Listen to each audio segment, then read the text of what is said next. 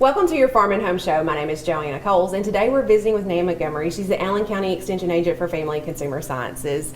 Nan, I'm glad you're here today because we're talking cranberries. So we're going to make some, and we're going to talk a little bit about the production today. So we're going to take 1 cup of water, and we're going to let that come to a boil. And then we are going to take our sugar and a whole package of cranberries, and we're going to add that in there. And we're kind of going to get it just cooked down into a nice mixture. So delicious. It is. And so it's kind of going to pop. The little cranberries start to pop. But the thing about it is the sugar and the water. I had this lady at church tell me that this is the recipe on the back of the package, right? So this is what the major cranberry producers suggest. Yes. However, she said if you really like sweet and you're not watching your sugar, add 2 cups of sugar, and it is this sweet dessert-like. So you can do it either way, and I've even tried this with like sugar substitute, and it works as well. Cranberries are such an important part to a lot of our states, but not Kentucky. We can't raise them here. We don't have the acidic soils or the right temperature climate, but most of our cranberries are raised in Wisconsin. And so that's where the processors are. We actually took a family vacation there to go to an agritourism operation where you could actually wade out into the bogs and collect cranberries. And so it was really neat. So they kind of dig out this area. It's a little low lying, and then they raise the cranberries, and it just looks like shrubbery there, you know, just little bushes there. The cranberries grow, and then when it's time for them to be harvested, which is usually around late September, early October, they flood those bogs.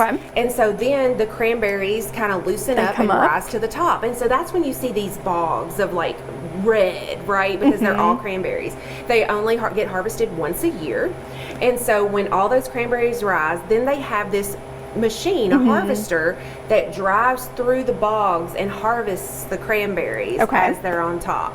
And so then those cranberries go to the processing plant that's not very far away and gets processed. And actually we're one of the largest producers of cranberries in the entire world. But Wisconsin's the #1 state, but some other states raise them as well. Massachusetts, New Jersey, and then go to the other coast.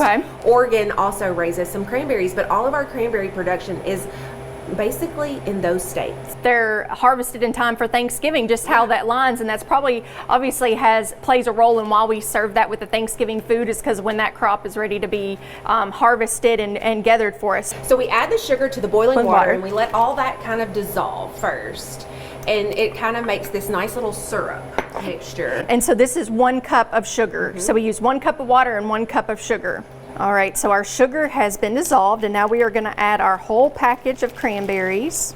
It also makes me think of Christmas. If you were to add like some cinnamon or something like that in here, it would be just a great type of natural potpourri for your home. Yeah, and you can even add orange zest. Like I love the cranberry salad with the orange zest, and so we're going to bring that to a boil. And then when it starts to reboil again, we want to leave it on the stove for about 10 minutes, and you'll kind of hear the cranberries start popping. They'll kind of open up, and they'll kind of go into this solidification process, and that's what makes the jelly part of it. And then we'll just set it aside, let it cool. We can make this side ahead of time, especially with the hustle and bustle. And it's inexpensive. I mean, we had 3 ingredients in there to make our sauce.